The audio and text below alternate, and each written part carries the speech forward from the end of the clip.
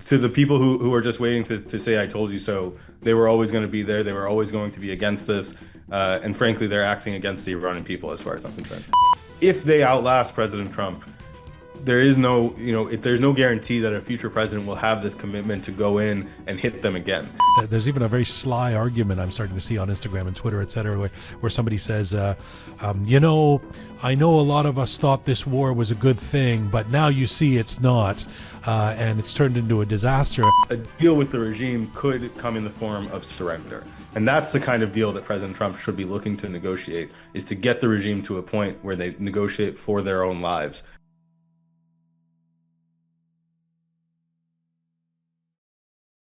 Hi there, this is episode 427 of Roqe. A deal with the Islamic Republic regime means more atrocity. A deal means more of this. That's not a slogan, it's a warning, because in moments like the present, when the noise is loud, when the headlines are frantic, when the president gives a speech, when the pundits opine, when leaders start talking about off-ramps and de-escalation and a deal, it can start to sound reasonable. Responsible even. Let's just get a deal done. Let's calm things down. Let's avoid further conflict. But for Iranians, for those living under this regime, that language carries a very different meaning. A deal does not end this nightmare. A deal delays this. It protects the IRGC, and a deal means more of this. Because what are we actually talking about here? Not a hypothetical regime, not a misunderstood government, not a system capable of reform if only we engage it the right way. We're talking about a regime that, as we speak, is executing the Iranian people in the middle of a war. Just yesterday, an 18-year-old, Amirhossein Hatemi, was put to death. 18. His crime? Being part of a generation that dared to imagine something different. So when we hear talk of a deal again, we have to ask a very simple question. What exactly are we preserving? Because this idea that somehow the regime has already been weakened to the point of irrelevance, but that because certain figures are gone, because certain names are no longer in play, that something resembling regime change has quietly taken place, that's not just wrong, it's dangerous. The Islamic Republic is not a collection of individuals, it's a system. At the heart of that system sits the IRGC. And while it may be on its last legs, it is still armed, still organized, and still deeply embedded in every level of power. And now, perhaps most dangerously, it's cornered. A weakened regime is not a kinder regime. It's often a more brutal one, more paranoid, more desperate, more willing to make examples of its own people, which brings us back to the deal. Because a deal at this moment does not dismantle that system. It relieves it. It gives it oxygen and time and legitimacy. It tells the world stability has been restored, while inside Iran, the same machinery of repression continues. The arrests, the torture, the executions, more of this. Let's be clear, a deal will not stop what's already begun. The movement inside Iran, the courage we've seen from millions of Iranians in the streets, that does not disappear. The desire for freedom does not vanish. Regime change as a force, as an inevitability, is not erased by diplomacy, but it can be delayed. And delay has a cost, measured in months, measured in lives, measured in young people like Amirhossein Hatemi. So when you hear the language in the coming days, when you hear talk of deals and resolutions and stability, understand what is really being proposed. Not an end to suffering, but an extension of it. A deal does not end this. A deal delays this, protects them. A deal means more of this.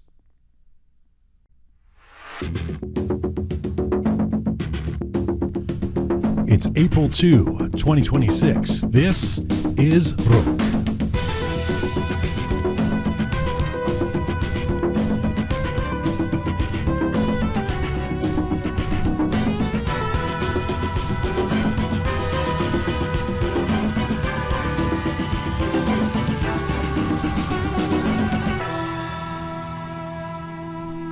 Well, hi there. Welcome to episode 427 of Roqe. Iran Rises. I'm Jian Ghomeshi. Hello to you from Toronto, Canada. Salam Dustan Aziz. Durud bar shoma. Hope you're doing okay wherever you are tuning in from around the world. Listen, just a pause for a moment. A very special happy birthday to my little French bulldog, Oogie, who turns 8 years old today. I cannot believe it's been 8 years. And he's been, I should note, the spiritual leader here at Roqe since we launched 6 years ago. He hasn't missed an episode, and you can even hear him or some of his snoring if you listen closely to some of our interviews. I love you, my little boy. Happy birthday. Okay.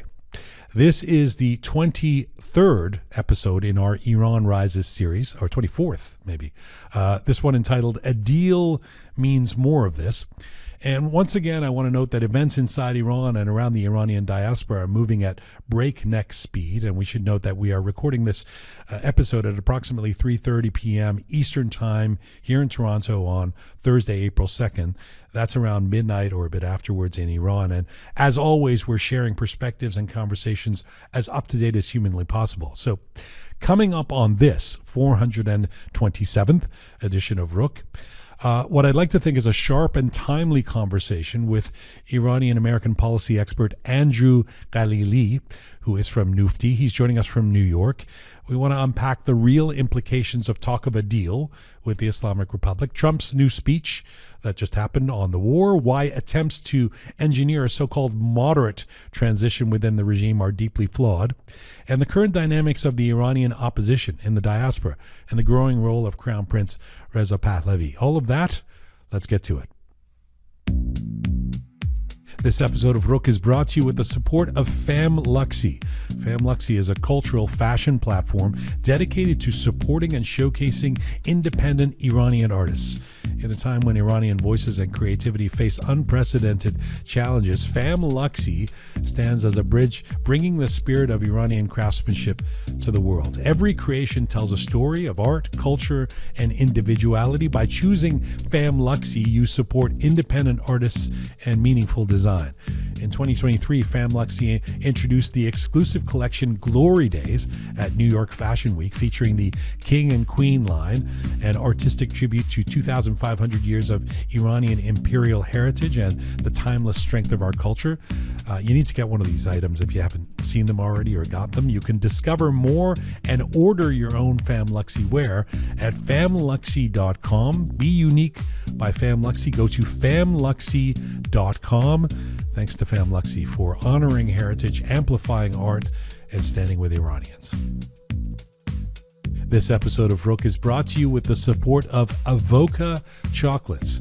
So in the last few weeks, I've been telling you how grateful we are that this small, non-Iranian company in Toronto has stepped up to support Iranians in this time. Noni Fembi and her staff have been at our rallies, chanting our slogans, doing what they can to support those in Iran. Avoca has been making handmade artisanal chocolate in Toronto for over 30 years. Family owned and operated, they've dedicated themselves to the art of making delicious treats, including truffles, ice cream, and gelato made without compromise. Avoca has focused on high quality ingredients with fair trade chocolate, all made fresh daily in one of their 2 locations in East Toronto. If you're in Toronto, go visit one of their great chocolate shops and thank them for their support and taste their delicious handmade chocolates at the same time. If you can't go in person, you can get the chocolates online at avocachocolates.com. avocachocolates.com. Thank you again for your support of Roqe and the Iranian people, Avoca. All right, let me get to our featured guest for this edition of Roqe. He is an Iranian-American policy expert and a rising voice in foreign policy and national security, currently serving as policy director at the National Union for Democracy in Iran, where he previously worked as senior policy analyst. He attended Johns Hopkins University, earning a degree in economics, followed by a master's in global security studies and a certificate in intelligence. During his graduate studies, he worked as a foreign policy intern in the United States Senate, gaining early exposure to the inner workings of American policymaking. He later served as a senior policy analyst at the Jewish Institute for National Security of America, contributing to key discussions around U.S. strategy and security in the Middle East. His writing has been featured in prominent outlets such as The National Interest, 1945, The Washington Times, Jewish News Syndicate, and this week, a couple of days ago, in The Washington Post. Andrew Ghalili joins me from New York today. Hello, sir. Great to be with you. Nice to finally have you on the show. I've been looking forward to this. Well, it's the day after the night before the big speech from President Trump, and really the first official speech he's done since the beginning of this war. I'm curious to get your next day take on this. doesn't seem like he was projecting or trafficking in any new information that would really change the game. At the same time, there's a lot of anxiety, as you probably know, in the Iranian diaspora and beyond, about some of the language that was used last night, and the bombing them back to the Stone Age is getting a lot of attention. So what's your read on what we saw last night? Sure. So first of all, yeah, you're right. There wasn't too much new information in the speech. I think it helped to put to rest this idea that there would be a deal in the coming days and U.S. would be withdrawing by the weekend. As so many, media reports had said, we're in talks with someone like Ghalibaf, or, we're approaching that close. We're getting that close to the end of the war. So President Trump confirmed the timeline that I think many of us had expected, which is there will be about another 2 to 3 weeks, which is somewhat in line with his original estimate of 6 weeks for this operation. He did mention a new number for the amount of Iranians that the regime has killed. He had for a while been saying 32,000. He went to 45,000 yesterday. So I don't know exactly where he's getting that intelligence from, obviously, but we in the diaspora and many Iranian analysts have been saying for, since those January protests that it is upwards of 40,000 that were killed. So it was refreshing and encouraging to hear him use that new number for the first time. And again, it was also refreshing to hear him not focus on the idea that there's diplomacy, but he did say again that there essentially has been regime change in Iran because there are new people in there, and that's a line that he has used a couple times now. As you mentioned, I had an op-ed in the Washington Post earlier this week outlining why there is no Venezuela model for the Iran problem. Someone like Ghalibaf, the parliament speaker, is an IRGC veteran who has bragged about beating protesters with sticks. He had mass corruption scandals when he was mayor of Tehran, and he really has very little respect both among the people and among the higher levels of the regime. So, there really is no figure that can rise up from within the system and be someone that the president can talk to and work with as a future partner of America, the way that we potentially have found in Delcy Rodriguez in Venezuela. But we can get a little bit more into any of those things. Yeah. But broadly, yes, as you mentioned, not too much new information in the speech, more so, outlining again what accomplishments there have been thus far, and then what he intends to do over the next couple of Okay. weeks. Now, as far as the Stone Age's comment, The inflated language, yeah. The inflated yeah, language, yeah. I think a lot of that is military rhetoric designed to maximize pressure on the regime. And he still, as we all know, he still does prefer a deal. So he wants to put as much pressure on them to get to a deal as he possibly can.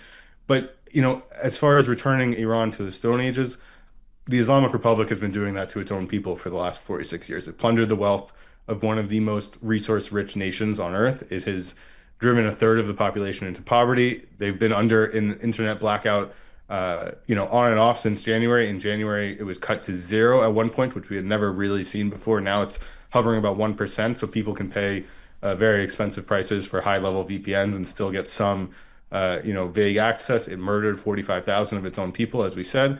So the Stone Ages is what this regime delivers every day. The U.S. needs to be focused on helping the Iranian people reverse that trend, not compounding it. So destroying civilian power infrastructure kind of punishes the population as opposed to the regime. Surely know, especially since you're on the front lines of dealing with American media and policy, et cetera, that those kind of statements give a lot of oxygen to the actors out there who are either carrying water for the regime or, have their own ideological position against this intervention and against Trump, et cetera, to say, see, we told you so. Those of you who were for this intervention, now these guys are intent on blowing this country up.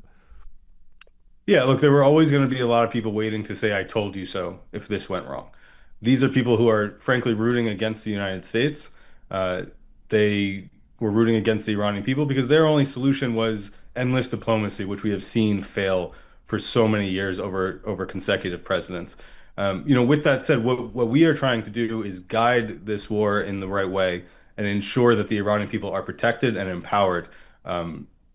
But they also, were asking for us to be their voice. And after what we saw in January was the first time we saw this population essentially call for military strikes on the regime and on their own soil. So I take it as our job at Mufti, and I think many of us in the diaspora take it as our job to echo the Iranian people. So what we will do and continue to do is advocate for action that hurts this regime and that helps them. To the people who are just waiting to say "I told you so," they were always going to be there. They were always going to be against this.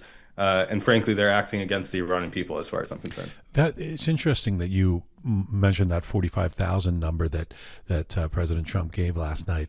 I think a lot of us sort of thought, oh, okay, well, that's an interesting new number.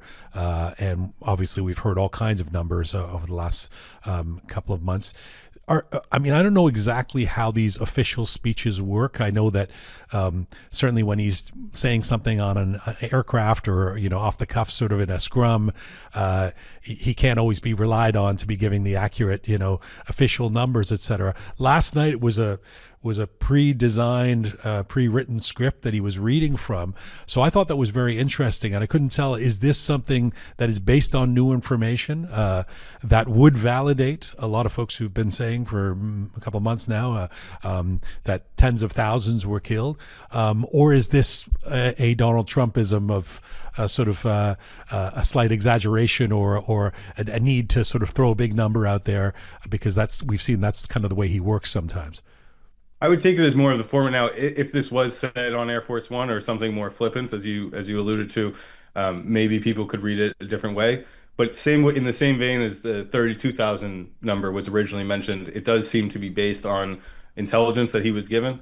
It would be my guess, and it was a well thought out speech here, written ahead of time and well prepared. So I would assume that this was him putting to death this idea that only a few thousand were murdered and saying, no, we are tracking this. We are updating our numbers. We are keeping an eye on what's happening inside of Iran. And also, to bring human rights a little bit back into the conversation. I think people kind of forget that this all started when President Trump told the Iranian people help is on the way. And some of that has been lost as we talk about the U.S. military objectives in this war. The political objectives get lost a little bit and aren't mentioned as much. So, I think it's really important that he used the 45,000 number. Especially as the regime continues to execute and hang Iranian protesters, including athletes. I think it's a pretty big deal if he's saying that based on new definitive empirical information, because not that the number 3,000 or 4,000 or something would have been a walk in the park, would have been something good, but those numbers in the tens of thousands that we've been talking about being validated really position this as one of the worst massacres in modern history by any metric. So it's quite powerful. Again, last night, Trump, I'm careful that we don't do too many shows on decoding Trump because it's a bit of a chasing your tail kind of situation. But that said, there's always a question that I ask folks like you who are working on this 24/7 and who are situated in the United States and who have some experience even with the levels of the branches there of government.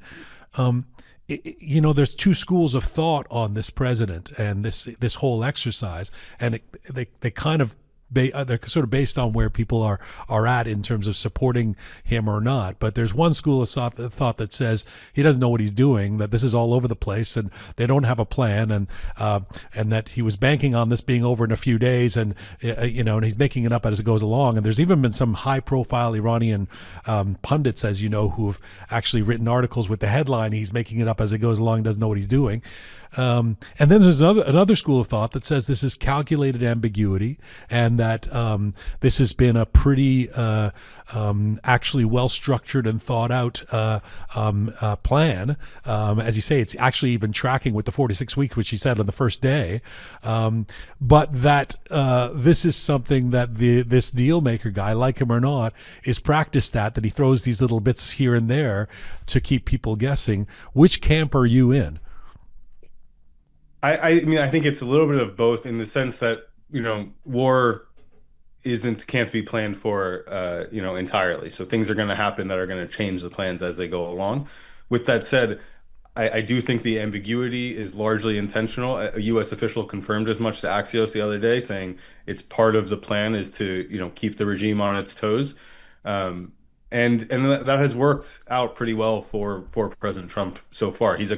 People also point to the shifting objectives uh, that have been outlined by the administration. I think they've done a pretty good job the last couple of weeks or so of clarifying what the objectives were going into this and how we're accomplishing that. I think that was also part of the goal of the speech last night, was to outline that the president has already accomplished something no president in 47 years was willing to do. So in 1 month, we've destroyed Iran's navy, we've gutted its air force, we've eliminated much of its ballistic missile arsenal, taken out some of the nuclear program a little bit more. That's a little bit iffy on how much further we're going to go with that, or if we're going to leave that in place and just monitor it, which would kind of hint towards a mowing the lawn situation moving forward.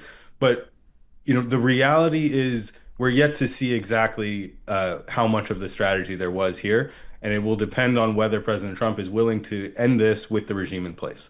So for the next 2 weeks, I would hope to see a bit of a shift in the targeting, and shifting from, again, not military targets to civilian infrastructure, but from some of the bigger military targets like those outlined in the objectives to ones that are more focused on the regime's repressive apparatus. Andrew, in your initial response to my first question, if I heard you correctly, you said something like, obviously his preference is to make a deal.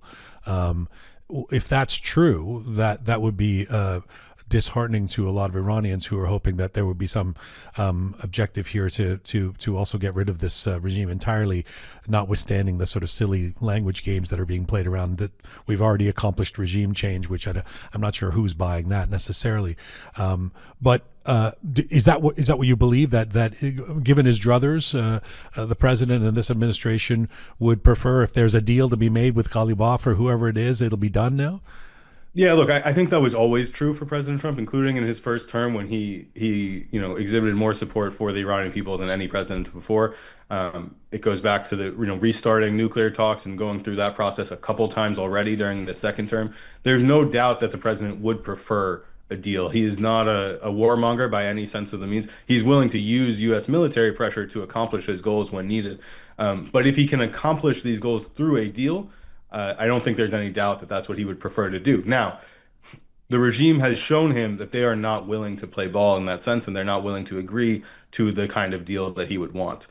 So there is no deal really to be made. But I do think much of his military pressure that we've seen, and especially over the past year, including Midnight Hammer, was intended and hoped to get the regime closer to making a deal. Now, for some reason, the regime feels like it's winning this war a little bit.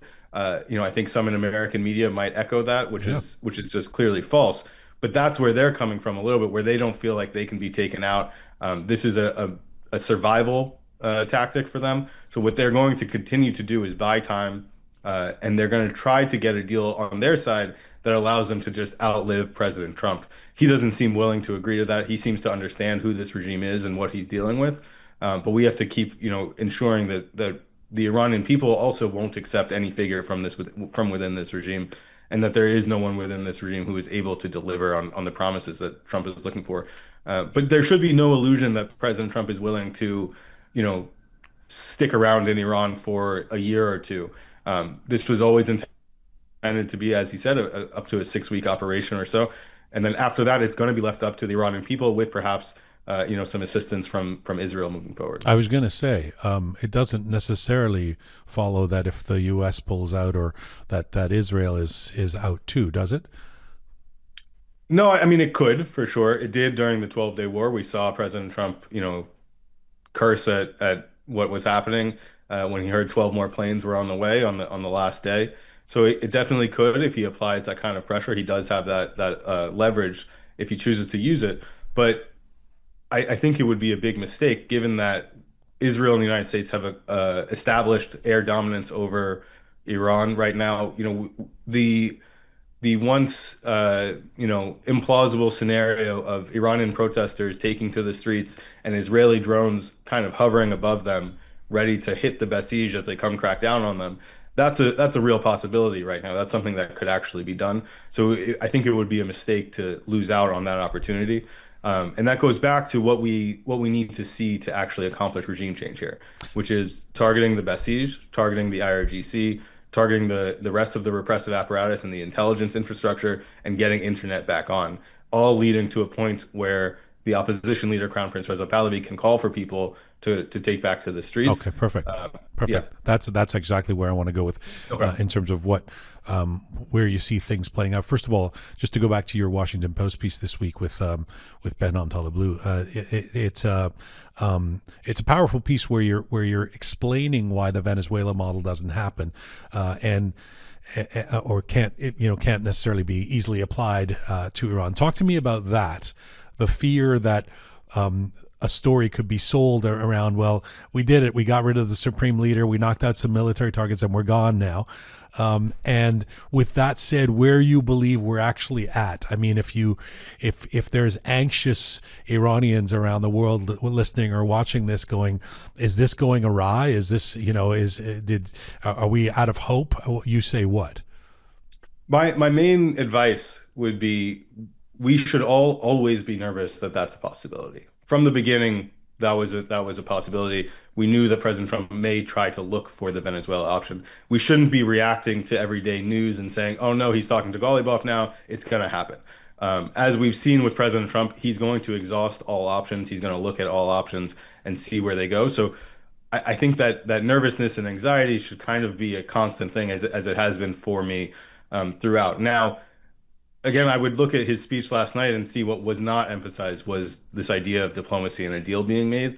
Again, he's going to look at all options, but the regime isn't going to present him with any good ones. We saw them essentially reject his 15 points earlier today. They still feel like they're in a position to hold some leverage and buy time. And frankly, President Trump saying he's going to withdraw soon and he's happy to withdraw with them in place kind of adds to that confidence on their part. So again, it'll go back to what we need to see the next couple of weeks. But the anxiety of whether President Trump may do a Venezuela model is real, and it's based in real things. I mean, it exists for a good reason. It's because it's what he prefers. He prefers the deal. Now, I would also just note a deal with the regime could come in the form of surrender. And that's the kind of deal that President Trump should be looking to negotiate, is to get the regime to a point where they negotiate for their own lives, and for to surrender and leave the country if they're allowed to. That's the only deal that I think the Iranian people would accept. So Okay. again, we're going to take these things very seriously, and write op-eds, make sure that the president understands that these guys are not anyone to be worked with, and understands the history of reformists versus hardliners in Iran, and how the regime will always present some kind of reformist face. Javad Zarif, for example, to try to say, no, we're happy to work with you guys. We love the West, and we're a Western civilization. And then on the flip side, they'll go murder 45,000 of their own people, rebuild their nuclear program secretly, like they did after Midnight Hammer. So I think President Trump understands very well that they can't be trusted. I'm not a military expert at all, and so people will forgive me for the naivete, perhaps, of a question like this. But I feel like I hear different things about what needs to take place to dismantle. I mean, if there's a defanging of the military side of things and the Islamic Republic of Iran's capability to attack other countries, etc., that's different from a dismantling of the domestic suppression apparatus. And I hear different things about what is possible in terms of dismantling that enough for people to go back out in the streets and try and take things into their own hands. I hear that on the one hand, what you were just talking about, targeted strikes on IRGC checkpoints, et cetera, which would be great, if that's can be sort of done, in some sort of way like that. But then I also hear that wouldn't happen unless there were troops on the ground and a long, elongated war. Can you shed any insight on how the conditions can be met for Iranians inside Iran who came out in the millions in January to feel comfortable doing that, or at least to feel willing to take the risk to do that again? Sure. It's been described somewhat as like the phase two of the war. And I think something that the Israeli side is participating a little bit more heavily in. And this consists of targeting the Basij headquarters, as you said, targeting the IRGC, targeting the repressive apparatus in general, including the intelligence and surveillance infrastructure.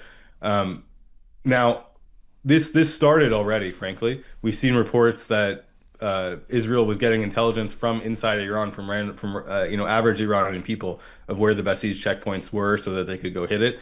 But we need to see a lot more of it over the next 2 weeks, is really what I would say. So the shifting from now that we've accomplished so many of these military goals and we've taken out so many of their military, the missile facilities and launchers, to first of all, resuming the political and military uh, decapitation strategy that we saw for the first few weeks of this war. I think every time that gets paused and there is no senior leader of the regime that gets eliminated, the Iranian people get a little bit nervous as well. Like, Yeah. are they going to settle for these guys? Yeah. So, the head prosecutor Ajay should be targeted. We see reports from unreliable accounts that he has been a couple times. I don't think that's true necessarily yet. So Vahidi from the IRGC, even Khamenei Jr., who knows what condition he's in. But these are Rouhani, even these are people that need to be targeted, and that's one thing that all of these things put together. Look, you're not going to go take out the entire Basij through airstrikes. I'm not suggesting that,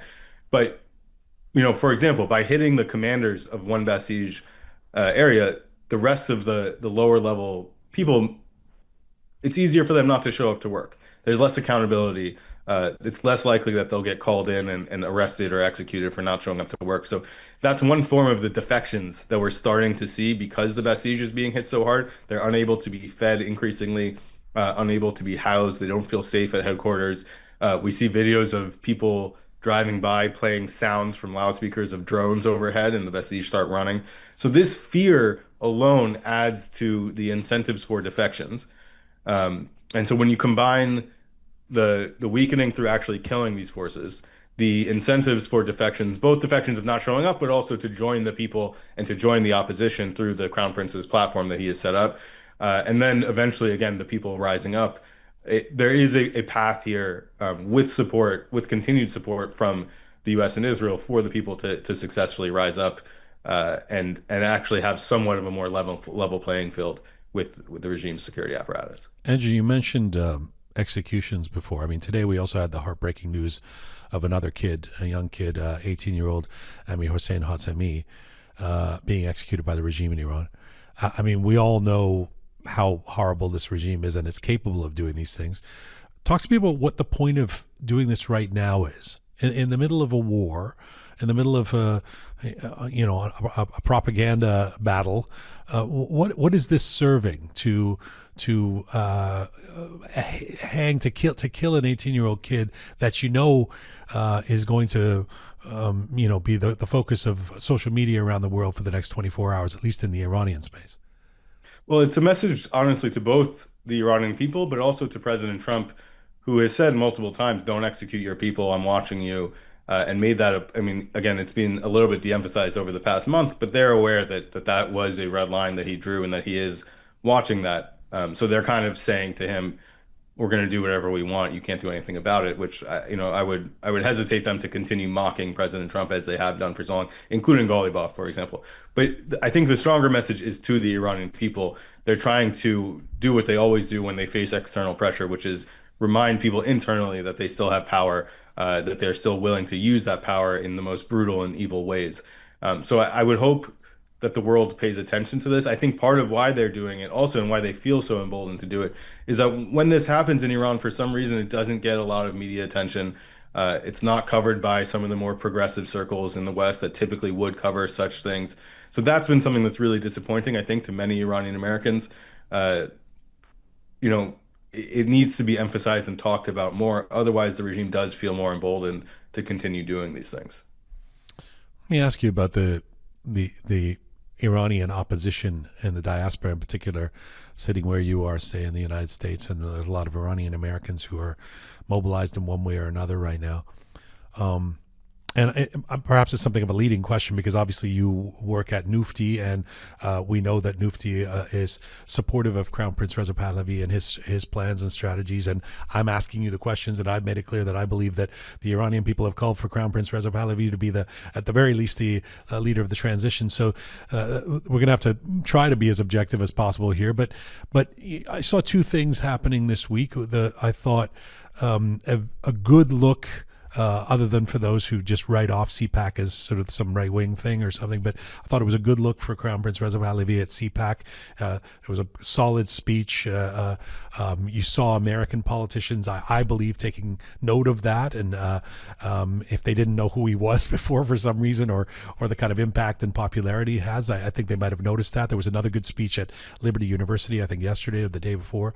At the same time, we've seen this organized something called the Iran Freedom Congress that held its first sort of session or organized meeting in London, and is making its own sort of noise about I don't know, being an alternative opposition group, or a group that believes that there should be a coalition leading this, etc. Where do you see the state of the Iranian opposition at this point? I think there's some mixed signals and mixed coverage on it. I would argue that the opposition is far more unified than is being presented. Uh, I mean, obviously, again, as you said, there's some clear bias here. But if you look at, for example, February 14th of last year, Crown Prince Reza Pahlavi and his team called for a day of action around the world for people to rise up and demand things like targeting the IRGC, kicking out regime officials from European countries, etc. We saw over 1.5 million people around the world show up. From 350,000 in Los Angeles, you had 250,000 in Munich. You had smaller ones around the world, even in Africa and Japan, 30,000 in Sydney, 50,000 in DC, right? So that was a real show of unity. And these aren't just like hardcore monarchists or longtime supporters of the Crown Prince who are showing up and supporting him right now. The same goes for, I think there is polling actually of both the diaspora and from inside of Iran that shows the prince's support has transitioned from just monarchists to a wide array of pro-democratic activists and opponents of the regime. This is shown in even like Gammon polls, which the guy running them is not necessarily favorable to the Crown Prince, but his numbers in those polls have gone from 30 to 40% to 50 to 60% support as a transition leader, and that's inside of Iran.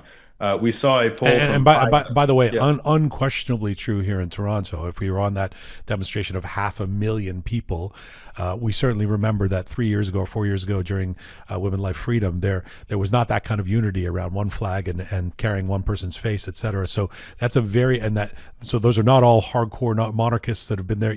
That suggests that there's a very popular support. Now that was a month ago. Or a month and a half ago.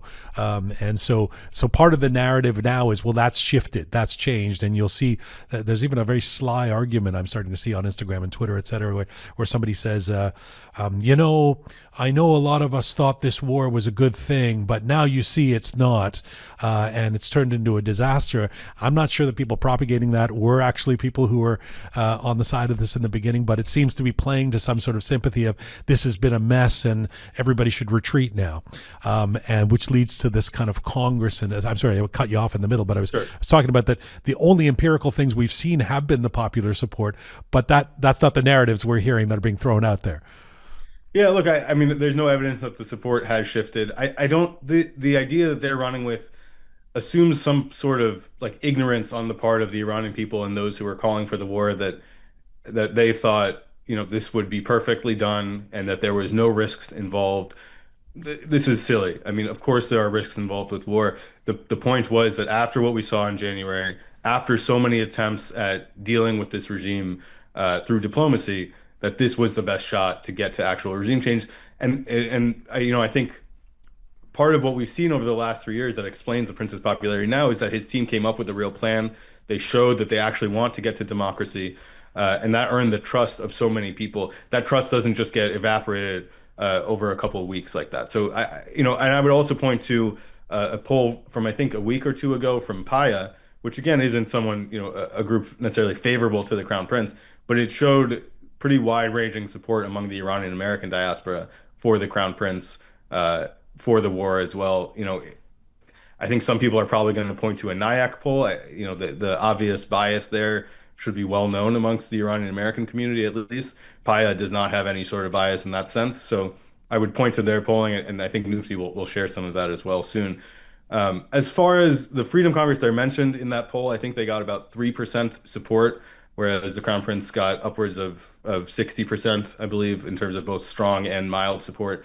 So the fact is there is no real recognizable viable opposition right now without without the crown prince leading it. So as I have posted and said a few times, uh, I think everyone who is committed to this pro-democracy movement needs to work with the crown prince and follow under his leadership, because that's what the Iranian people have called for, and because there is room to do that. We've seen Shireen Ebadi, for example, join on to his transitional justice system. This is someone who is not always, a supporter of the crown prince, but recognizes the moment and sees that he is the leader of this movement. So, there are four principles that the crown prince has outlined, and again has helped him build the trust of the Iran people: Iran's territorial integrity, human rights and protection for all citizens, the separation of church from state, and the Iranian people's choice of their next form of governance. Anyone who's committed to these four principles, as far as I'm aware, is welcome into the Crown Prince's movement. And if there is a position that they are qualified for, they, are welcome to join the movement.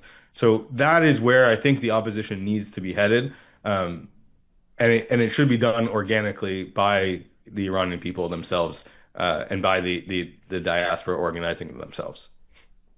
Is there a part of the prosperity plan that the plans that Mufti has worked on and that are part of the Crown Prince Reza Pahlavi strategy that you would most want to highlight right now in terms of questions that are being asked about where does this go, even in a best case scenario?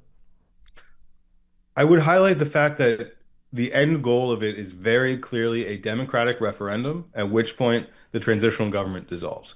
There is no scenario here outlined very specifically, uh, where the crown prince turns into like some all-powerful ruler of Iran. That is very much not the plan. That's where someone like the MEK's plan is headed. But it's absolutely not the goal here, and the goal is very clearly to get to democracy in Iran. Now, in order to do that, you need to have someone in charge to avoid chaos in the meantime. And that is why, in the short term, there is somewhat of a centralized power structure. Um, but that again isn't, some people are using that to suggest, he'll have 2 years of ruling by decree and it'll just be, Yeah. whatever he says goes. No, that's absolutely not the plan. But you need a figurehead to be in power, to avoid chaos. But the plan calls for working within the existing civil bureaucracy to avoid chaos. It has addressed, some minor things like the environmental structure to larger things, I think, in some people's eyes, like foreign policy. But this all has to be done in the short term to avoid chaos. Things like, securing the nuclear facilities and the nuclear material and ensuring that the international community is able to come in and verify that the nuclear material is moved out. All of that needs to be addressed immediately. Otherwise, we start to see something like what we saw in Syria, which is where Israel feels they need to go in and bomb certain sites so that it doesn't get put into the wrong hands. I really appreciate the time you've made today and the insights. It's really I consider it really valuable. A final question to you: what do you believe Iranians around the world are wanting and needing to see and hear in the next couple of weeks? I think the biggest thing is dropping this idea that there has been regime change in Iran because there are new faces at the top. Uh, this is absolutely not true. I think it's almost gets insulting to the Iranian people to suggest as much. This has been something that so many American presidents have tried to say in the past, and that the regime has tried to do in the past. So it's absolutely not the case. And the other fear is that the United States and Israel are willing to leave with this regime still in place, and then adopt somewhat of a mowing the lawn strategy, which President Trump somewhat outlined in his speech last night, where he said we might have to go back and hit if we see them trying to go Sorry, access can you their can you nuclear explain material. what mowing the lawn means? You mentioned it a couple times. I've heard it, but just for our audience, what does it actually mean? Sure, it's what Israel had been trying to do with Iran's proxy militia groups like Hamas, and Hezbollah over the last decade or so, which is every time you see them building up their capabilities, you go in and hit them, diminish their capabilities, knowing that Iran, or the regime in Iran or someone else will come in, fund them, give them new missiles, rebuild their capabilities again, and then you just don't let them get to the point where they can do serious damage, so you continue to hit them. Now, Israel saw the failure of that strategy, I think, when October 7th happened. That was a clear security failure.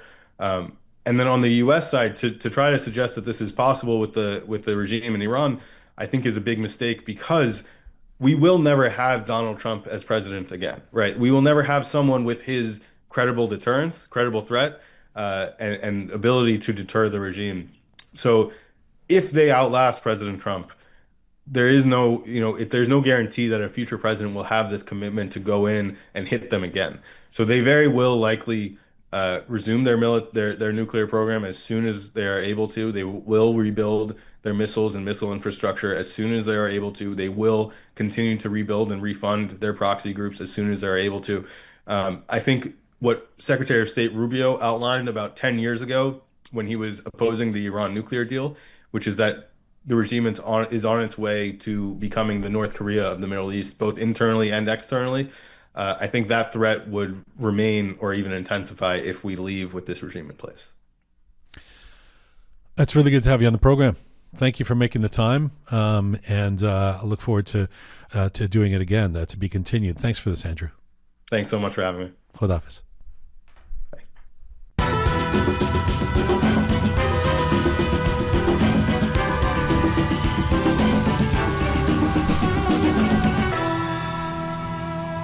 All right. Thank you very much to Andrew for making the time and being our sole guest, our feature interview for this episode of Roqe. Lots that we talked about there. Always curious to hear your thoughts. You can email us at info@roqemedia.com, info@roqemedia.com, or of course you can post, as you do, your comments on any or all of our platforms, YouTube, SoundCloud, Apple, Instagram, etc. Thank you. This is full time for Roqe for today. So thank you to the amazing core team who put this show together each week. Savvy Roham Meher, the photo and video queen Tina Farahi, and Super Parisa Sanjarani, our producer. Special thanks as well to Smart Pega and Charming Kimia and Talented Anihita, Methodical Kaveh, and the Rising Keon for your help. Thank you to all of you out there for supporting us and for sharing our content and talking about Roqe. You can subscribe. If you're somebody who listens to the show or watches it, but you're not actually a subscriber, you can do so for free on any or all of our platforms, including YouTube and SoundCloud and Apple and Spotify and Telegram, etc. You can find the show on Instagram at Roqe Media. You can find me on Instagram at Jian Ghomeshi. And as ever, Mizun Bashi.